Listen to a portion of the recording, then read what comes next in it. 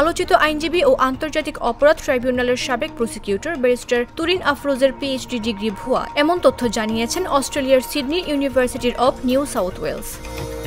এ বিষয়ে লিখিতভাবে অবস্থান জানিয়ে দিয়েছে বিশ্ববিদ্যালয় কর্তৃপক্ষ। রোববার সকালে এ সংক্রান্ত নথিপত্র আপিল বিভাগে জমা দেয় রাষ্ট্রপক্ষ। রাষ্ট্রপক্ষ সূত্রে জানা যায়, তুরিন আফরোজ পিএইচডি সম্পন্ন করেননি, এমন তথ্য ইমেইলের মাধ্যমে জানিয়েছে University of New South Wales. তুরিনের শিক্ষাগত নথি চেয়ে বিশ্ববিদ্যালয় কর্তৃপক্ষকে চিঠি দেওয়া হলে তারা সাফ জানিয়ে দেয় এই নামে কোনো শিক্ষার্থী তাদের বিশ্ববিদ্যালয় থেকে ডক্টরেট ডিগ্রি অর্জন করেনি এবং এমন কোনো নথি তাদের কাছে নেই।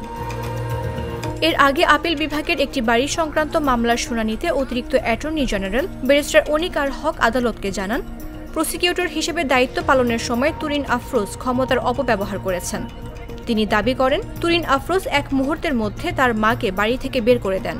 এ প্রেক্ষিতে তিনি মায়ের উত্তরার বাড়িতে বসবাস নিশ্চিত করতে আদালতের নির্দেশনার আবেদন জানান।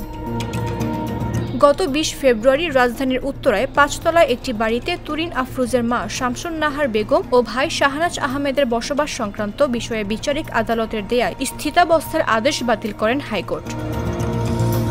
ফলে এখন ওই বাড়িতে শামসুন নাহার বেগম ও শাহনাজ আহমেদের বসবাসে আর কোনো আইনগত বাধা নেই বলে জানিয়েছেন সংশ্লিষ্ট আইনজীবীরা।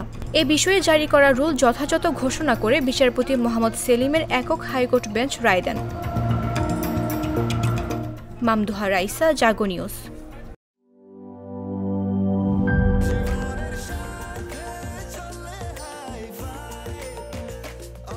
স্বাস্থ্যকর অল টাইম, সব সময় অল টাইম হেলদি লাইফ।